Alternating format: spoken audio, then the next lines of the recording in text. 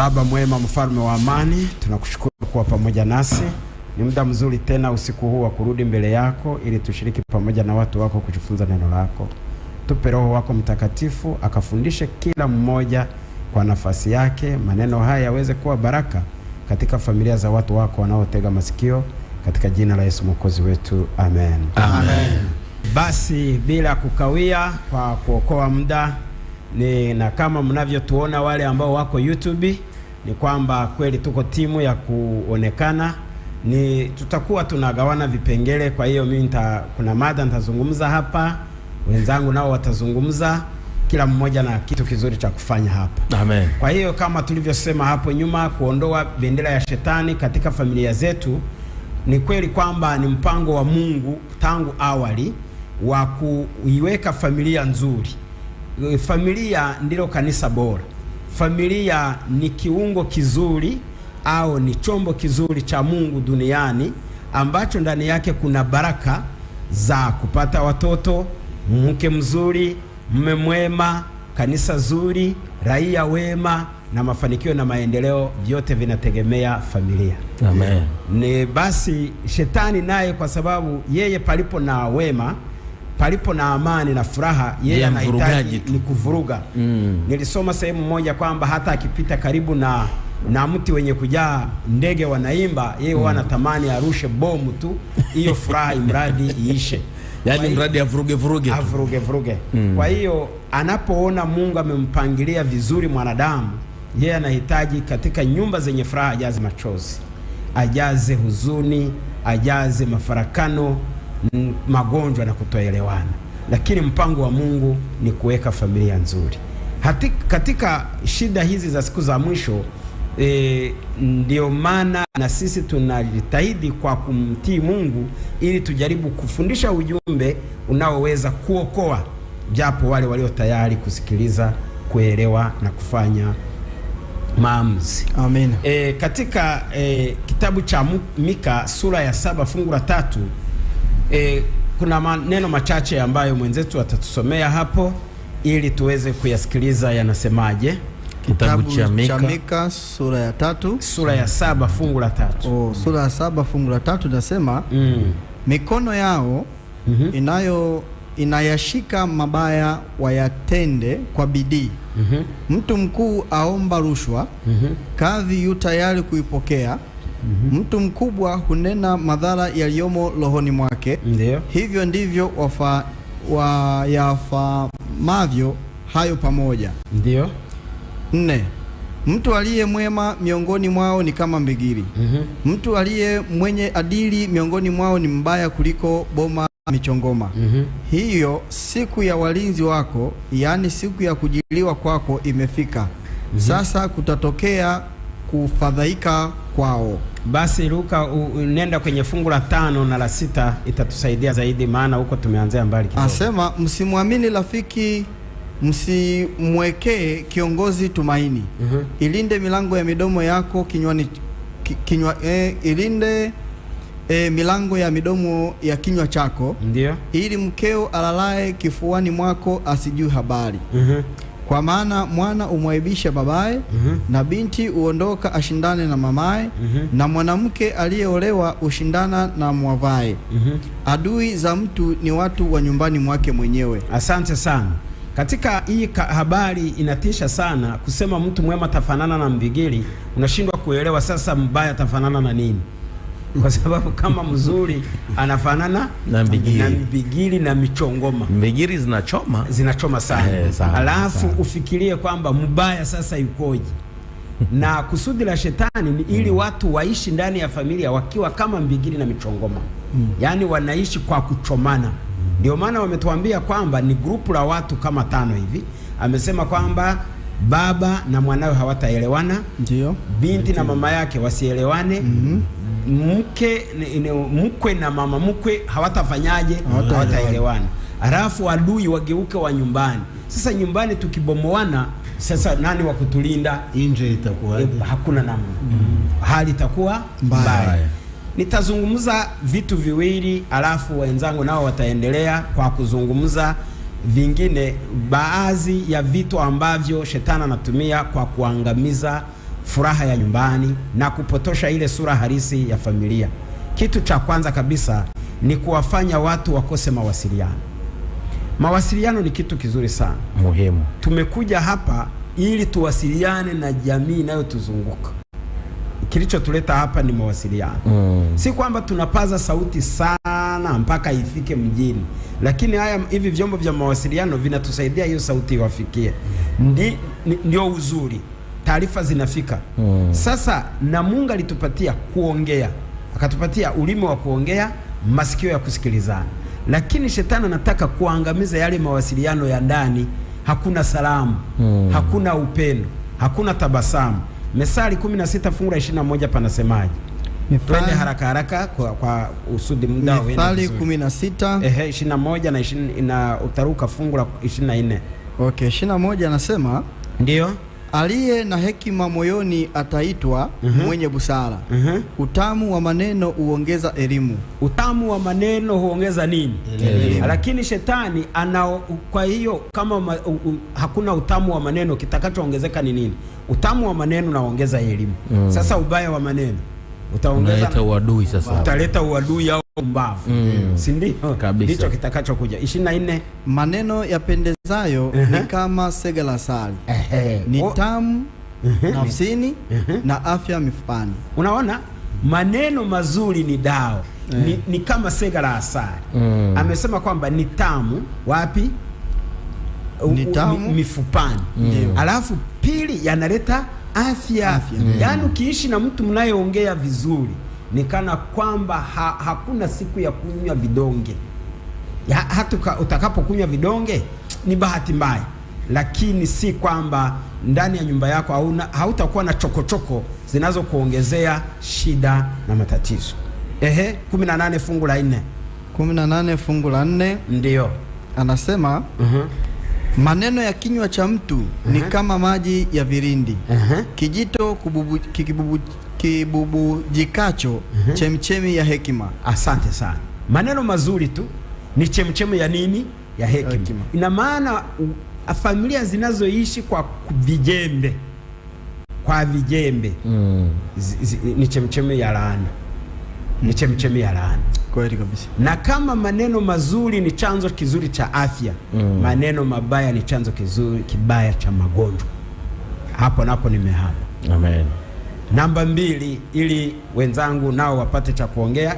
Cha pili ambacho shetani anatumia kwa kuangamiza, anakitumia ni kufanya upendo ukosekane ndani ya familia. Katika kukosesha watu wa familia upendo, anakuwa amewanyang'anya kitu kizuri, kwa sababu Mungu anaitwa upendo kabisa, na tunda la Roho ni upendo. Na kitu ambacho Yesu aliwaaga au aliuhusia wa Yesu kwa wanafunzi wake, aliwaambia mpendane. Hata Adamu na Hawa walipomaliza kuumbwa, akawaambia ni mfupa wa mifupa yangu, ni nyama ya nyama zangu. Ukinyang'anywa upendo, sifa nzuri katika maisha umenyang'anywa. Tusome kitabu cha Methali 27 fungu la 5. Methali 27 fungu la 5. Fungu la 5. Anasema lawama ya wazi ni heri kuliko upendo uliostirika. Sijui kwa kauli hii airudie kusudi msikilizaji wangu naye asikie vizuri sana. Kabisa. Lawama ya wazi ni heri. Afadhali mtu anakulaumu, najua kwamba anakulaumu, kuliko kuishi na mtu anayedai kwamba nakupenda bila kudhihirisha alama zozote za upendo. Yaani unaishi na mtu nakupenda tu, lakini hata basama amekunja uso, maneno anaongelea huko sijui kwenye kisogo.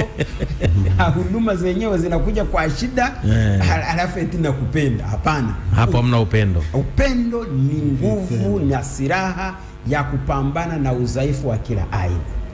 Nataka niseme vitu vichache kuhusu upendo, kwa sababu sitarudia kuzungumza. Upendo una nguvu. Upendo una nguvu. Nitasema hivyo vitu haraka haraka ili nivimalize, kusudi kila mmoja aweze kuelewa neno upendo na kujifunza zaidi. Upendo unakaribiana na majaribu. Nyumba ikiwa na upendo ndani yake itaweza kushinda majaribu. Upendo unavuka mipaka ya kutishiana kuachana. Upendo unasaidiana kufikia lengo. Upendo unasaidia wanandoa kuimarishana badala ya kulaumiana. Upendo hauvutwi na tamaa au urembo. Upendo unawawezesha watu, unawezesha familia kulinda umoja na kuleta marafiki. Amen. Hiyo ndio faida ya nini? Ya upendo. Mwisho, wimbo ulio bora 8:6. Wimbo ulio bora 8:6 fungu la 6. Tusikie na ndipo ninafungia hiki kipengele, wenzangu nao waendelee. Wimbo ulio bora 8:6. Anasemaje? Anasema nitie kama muhuri moyoni mwako. Hebu soma. Soma. Ndio. Nitie kama muhuri moyoni mwako. Ndio. Kama muhuri juu ya mkono wako. Ndio. Kwa maana upendo una nguvu kama mauti. Aha. Upendo una nguvu. Mimi sitasema kama mauti. Upendo una nguvu zaidi ya mauti. Amen. Kwa sababu Yesu kwa kutupenda alikubali kufa ili sisi tuishi. Amen. Lazima familia zetu ziwe na upendo unaoshinda majaribu. Amen. Mungu awabariki sana. Amen. Amen. Mungu akubariki sana wewe mwanafamilia unayesikiliza na kuangalia kupitia YouTube ya EFM Tanzania. Hii ni Kanisa Halisi, tukiwa hapa kwenye uamsho na matengenezo. Uamsho na matengenezo, ukisikiliza unapata afya ya roho na ya mwili. Maana yake kuna ushauri unatoka wa matibabu ya mwili wako, lakini afya ya kiroho ndio hiyo unaoambiwa kwamba upendo ukisimama kwenye nyumba yako, basi hakuna shetani kuingia. Karibu mtumishi wa Mungu, tuendelee. Sijui ni wewe ni... Asante sana kabisa. Kama vile ndugu yetu anatoka kutueleza, mwinjilisti ndugu yetu hapa, kwamba lazima tung'ang'ane ili tuondoe bendera ya shetani katika familia zetu. Amena. Ni vita kuu. Familia yenyewe ni chemchemi ya uchumi nyumbani. Familia yenyewe ni chemchemi ya kanisa nyumbani, kama vile mtumishi ameeleza. Amen. Shetani anajua ya kwamba familia ikiwa bora, baba akiwa sahihi, anatimiza vizuri majukumu yake, mama vile vile, watoto watiifu, anajua ya kwamba kichwa chake kimesagwa. Ndio maana shetani naye kwa upande mwingine anang'ang'ana ili aweze kuharibu familia zetu. Sasa baba, mama, kijana, msichana unayenisikia au wewe unayetutazama kwa muda huu, elewa ya kwamba lazima uamke ili bendera mbaya la shetani ling'olewe. Bwana sifiwe sana. Amen. Labda nitazungumza maneno mawili tu, ni kama vile kusamini, kutosaminiana kwa wanafamilia, kwa mume na mke, na pia nitazungumza kuhusu tabia ya ulevi nyumbani. Ni yale mawili tu. Msomaji anipe andiko la Mwanzo 2:24 kuhusu hiyo nukta ya kutosaminiana kwa mume na mke. Mwanzo 2:24. Maandiko yanasema, kwa hiyo mwanaume atamwacha baba yake na mama yake, naye ataambatana na mkewe, nao watakuwa mwili mmoja. Mungu mwenyewe ameona ya kwamba baba, elewa ya kwamba ili uitwe baba ni kwa kuwa huyo mke yupo. Na Mungu akasema ya kwamba ili uwe baba wa kufahamika, uwe na hicho cheo na hizo sifa, utaacha baba na mama, ukae uambatane na mkeo daima. Yeah. Ni kusema ni sifa nzuri ambayo huwezi itoa shuleni, katika biashara, sijue nini. Yani mkeo ni sifa nzuri ambayo ni zawadi nzuri ulioandaliwa na Mungu. Kwa hiyo lazima umsamini mkeo kama vile Bwana Mungu alisema. Na mke pia, nikiwa nimeyapeleka yote mawili, Mungu anasema wote wawili watageuka mwili huu mmoja. Ni jambo la kushangaza kumuona baba akizarau mke, anamchukulia kama ni kama punda, si kitu cha samani. Hataki anapotoka huko akitokea na mizigo, hataki kumwambia karibu, sijue nini, karibu, hongera, sijue nini. Baba ile tabasamu hana. Ni jambo la kushangaza, la kutisha hata sana, kuona mama nyumbani hataki kumheshimu mumewe. Ni kwamba anazarau, kwa mfano niseme mguu wake, anazarau jicho lake, anazarau uso wake, anazarau kichwa, anazarau kiungo maalum cha mwili wake, kwa sababu Mungu anasema wote watageuka mwili huu mmoja. Sasa unaweza kusengenya magoti? Kama unaweza kusengenya meno? Utasengenya wapi kwa mwili wako? Hata kucha zikiwa ndefu, unachukua nini unakata? Kwa hiyo ni tabia ambayo haimpendezi Mungu, kuona mume hamsamini mke, kuona mke hamsamini mume. Lakini mtu anapofika kanisani, hujambo mchungaji, Bwana Yesu asifiwe. Hiyo Mungu haoni. Hiyo ni hatua ya pili. Hatua ya kwanza ni nyumbani. Msomaji anipe Waefeso 5:28. Waefeso 5:28. Ndio. Maandiko yanasema vivyo hivyo imewapasa wanaume nao kuwapenda wake zao kama miili yao wenyewe. Vile vile ampendaye mkewe hujipenda mwenyewe. Ampendaye mkewe hujipenda mwenyewe. Nikwambie ya kwamba hata na mataifa makubwa na madogo, nguvu ni katika familia. Hata wale wafanyabiashara ambao wana pesa kiwango cha juu, nguvu ni katika familia.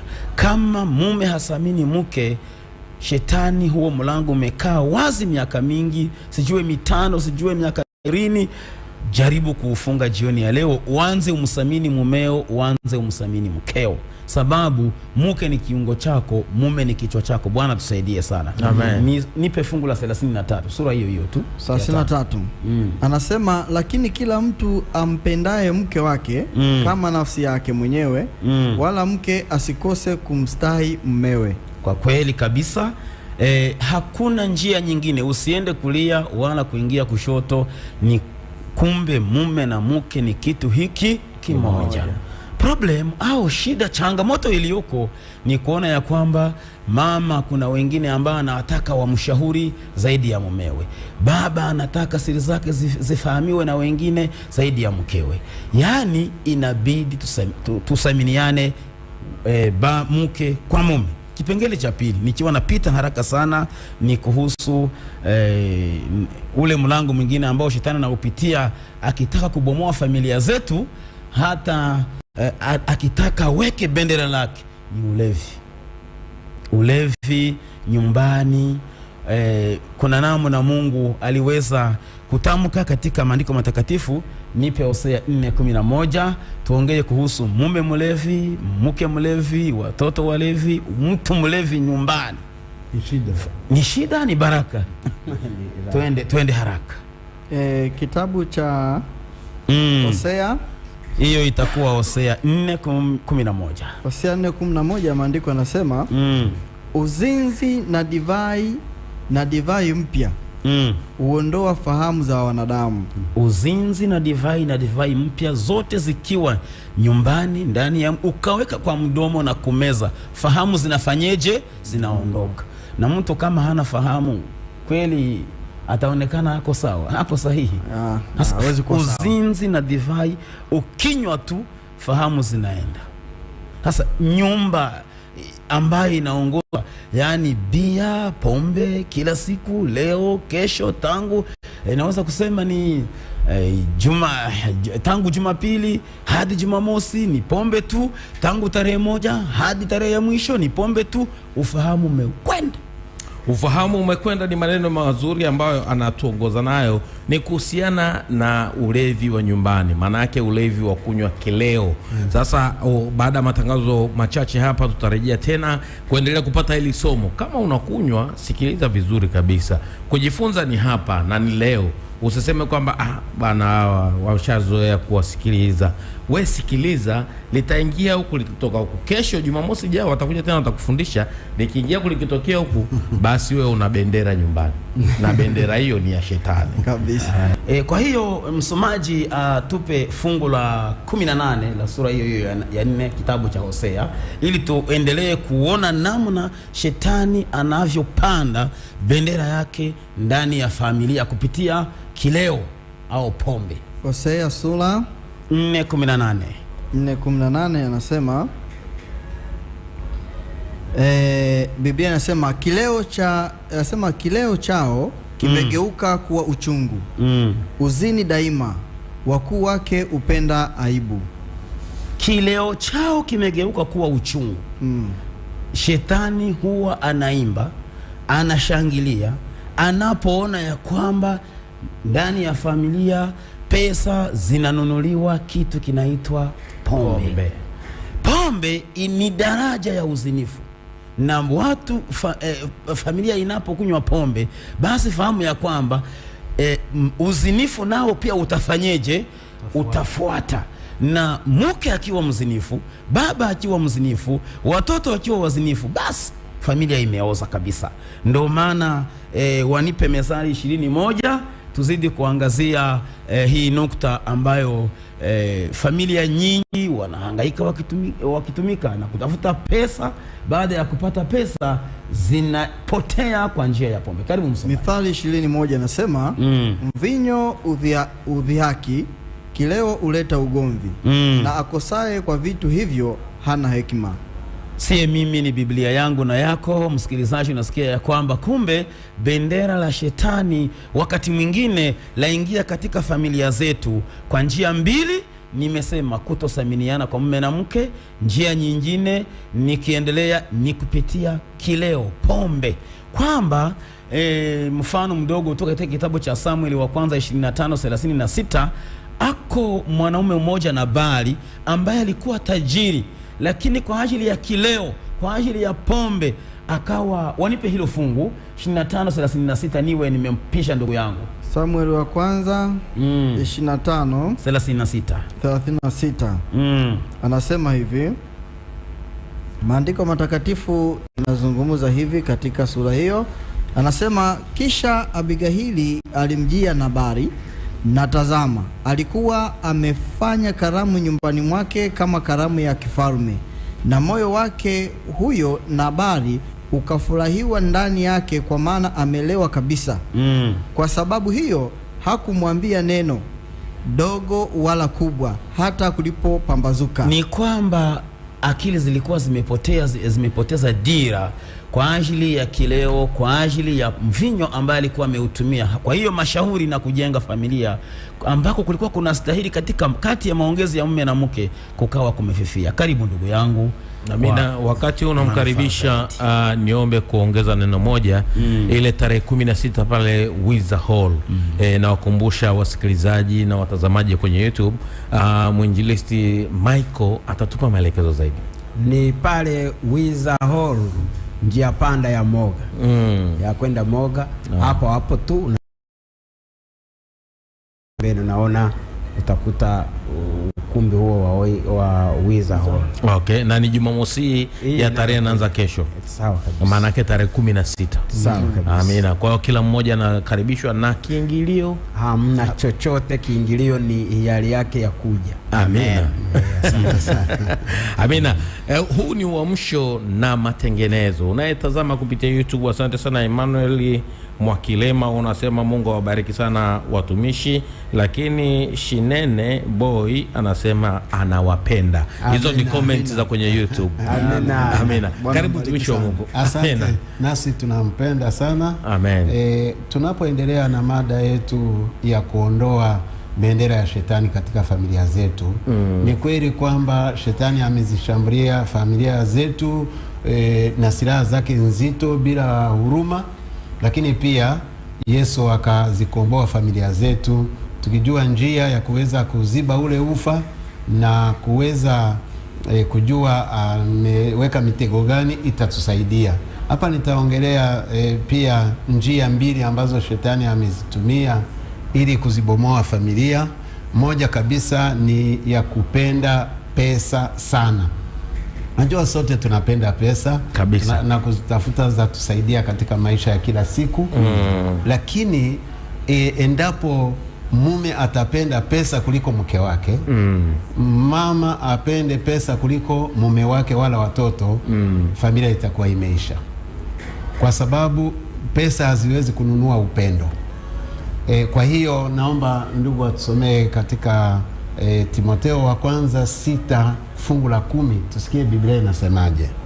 Fungu la 10 inasema, maana shina moja la mabaya ya kila namna ni kupenda fedha, ambayo wengine hali wakiitamani hiyo wamefarakana na imani. Wamefarakana na imani na kujichoma kwa maumivu mengi. Kwa hiyo pesa siyo shina la mabaya, lakini upendo tunaopenda hizo pesa unapokuwa mwingi sana zaidi ya vile tunavyowapenda wake zetu na waume zetu na watoto, familia imeharibika. Kwa sababu wengi, pesa zikikosekana familia inaisha pia, kwa sababu mwanamke anakuambia kama hakuna pesa mimi narudi naondoka. Pesa zikipatikana tena ziwe nyingi, mwanaume anaanza kutafuta mpango wa kando, anasema alete nyumba ndogo. Asante. Nyumba ndogo, kwa sababu pesa. Kwa hivyo Mungu anataka pesa zisitutawale. Sisi ndo tuzitawale. Amen. Alafu zitatusaidia katika maisha. Lakini watu wakizipenda, utamwona mwanamke anaficha mume wake pesa. Wanakuwa na mifuko miwili, mpaka wengine wanakopeshana, mpaka wengine wanaiana. Nakuwa na akaunti ambayo mume wake hajui.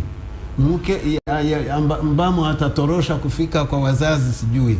Alafu mume naye hivyo hivyo. Hata wengine akifa, pesa zake zinaliwa na wengine.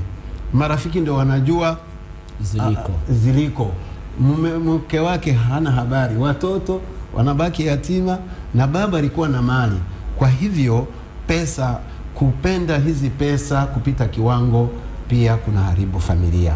Jambo lingine ni muingiliano wa familia, wazazi wanaoingilia familia za watoto wao. Katika kitabu cha Zaburi 45:11, Zaburi 45:11 nasemaje? Zaburi 45:11 kitabu kinasema naye mfalme atautamani uzuri wako, ndio maana ndiye Bwana wako, nawe utamshujudia. Ndio. Ya 9 inasemaje? Ya 10. Fungu la 10 nasemaje? Sikia, asema sikia. Ndio hapo. Sikia binti, utazame, utege sikio lako, uwasahau watu wako na nyumba ya baba yako. Ndio, mtu akishaoa au kuolewa, ni kweli hawezi kuchukia wazazi, lakini sheria za wazazi zikija kutawala familia yako mpya, jua hiyo familia haitastawi. Ni kwamba lazima wawe na mipaka. Ndio. Wazazi wengi wanapenda kuingilia ndoa za watoto wao, kutaka kujua kila kitu, siri, sheria zao, amuulize kwamba mmekula nini, mambo waendeshe maisha yao. Wanataka kuremote, yani waendeshe hiyo familia. Unakuta hiyo nyumba hawana uhuru wa kuamua, kwa sababu wazazi ndio wanataka kuendeleza hiyo familia. Jua hao watu wametimiza miaka ya kuweka familia. Kwa hivyo muingilio wa hizo familia za kijana na za msichana, kujua siri za hiyo familia, kuweka sheria, uamuzi na mengineyo, huvunja ndoa nyingi sana. Kwa hivyo nataka nikomee hapo ili nimrudishie ndugu yangu Michel. Asante sana. Vitu vingine nitazungumza viwili kwa pamoja. Amen. Ambavyo pia shetani anatumia kuwa milango ya kuharibu familia. Ni kukosa heshima katika ndoa. Ndio. Ni kukosa heshima.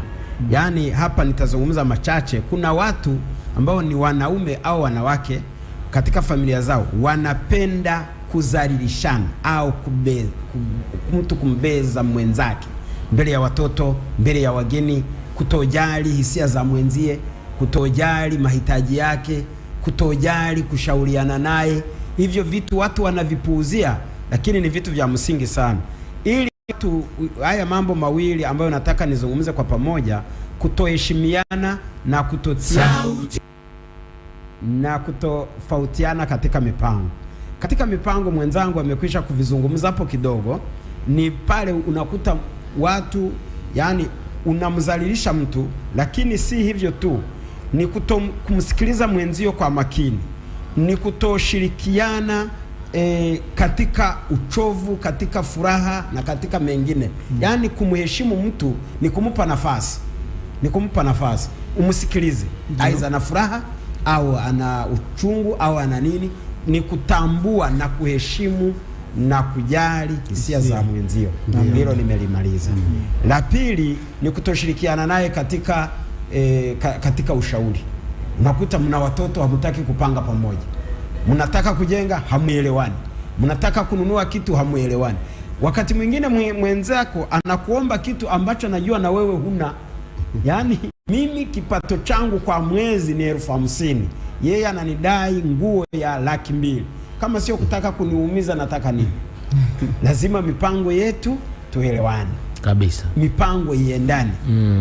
Ushauri uendane. Sio kwenda kutafuta ushauri kwa ndugu na wengine na baba na mama au kaka au mashemeji au binamu au marafiki. Tafuta ushauri kwa mwenzio. Kama mkishindwa hapo mpige magoti muombe, na kama hamuwezi mlizike na hali mlionayo. Asante sana. Vema sana kabisa. Baada ya kuona namna shetani amepanda bendera katika familia nyingi, lazima tuingie njia salama ya kuziponya familia zetu. Nitazungumza mawili tu na wenzangu kwa kwenda haraka sana kwa kufidia muda, ili msikilizaji azidi kupata manufaa katika kipindi cha leo. Moja ni njia sahihi ya kuweza kumfukuza shetani na kung'oa kabisa bendera yake ni kutumainiana. Amen. Kutumainiana. Halafu jambo la pili ni kuwa mkweli. Nitaleta mafungu mawili tu na msikilizaji awe mwepesi wa kuelewa. Msomaji, nipe waraka wa kwanza wa Petro 3:8 hadi 9.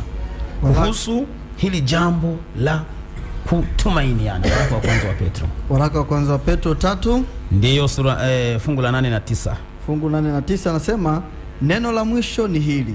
Neno la mwisho ni lipi? Twende. Muwe na nia moja, wenye kurumiana, ndio, wenye kupendana kama ndugu, ndio, wasikitivu, ndio, wanyenyekevu, amina, watu wasiolipa baya kwa baya, ndio, au lahumu kwa lahumu, ndio, bali wenye kubariki, kwa sababu hayo ndio mlioitiwa ili mrithi baraka. Amina. Kutumainiana ni dawa. Kutumainiana ni jibu.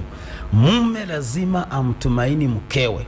Upelelezi ameenda sokoni, upelelezi ameenda shuleni, upelelezi jue kwa simu yake anaongea na nani. Hapa kuna shida ya wanawake ambao hawataki kazi zao, shughuli zao zifahamike, ziwe wazi kwa waume wao.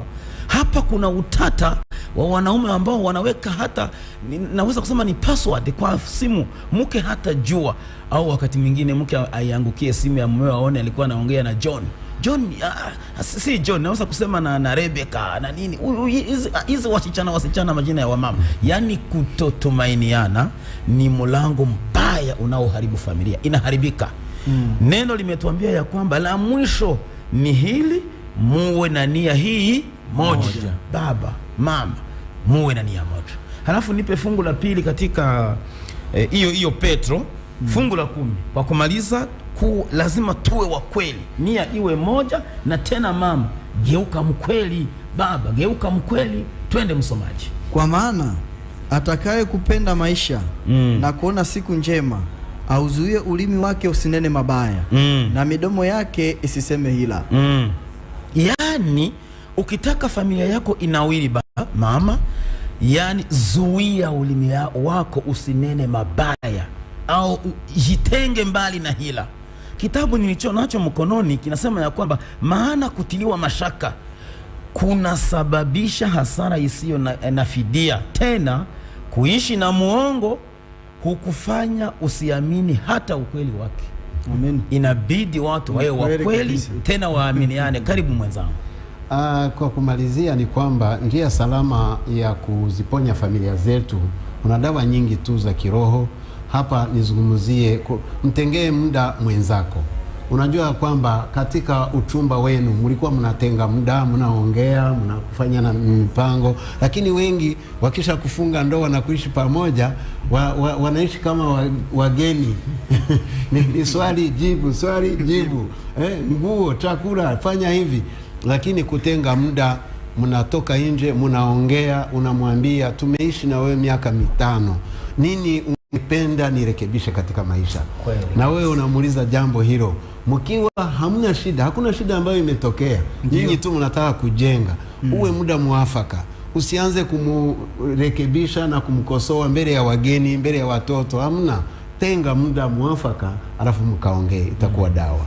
Pili, muwe wavumilivu, kuvumiliana. Kwa sababu ya muda, wasomaji watasoma tu Wakolosai 3:12. Kuvumiliana kwa nini? Sisi si malaika. Uliyemuoa, uliyeolewa naye si malaika. Anaweza kufanya makosa, anaweza kufanya visivyo vile ambavyo hujategemea. Ni vizuri umsamehe, umvumilie, na yeye atakuvumilia, kwa sababu na wewe una makosa yako, una kasoro zako, una mapungufu yako. Kwa hiyo ukitegemea kwamba atakuwa malaika katika ndoa, ni jambo lisilowezekana. Kwa hivyo ni kuvumiliana. Alafu la mwisho ni ule uchaji wa Mungu. Amina. Tunasoma katika Ayubu sura ya 1 fungu la 5 kwamba katika nyumba ya Ayubu kulikuwa madhabahu ya maombi.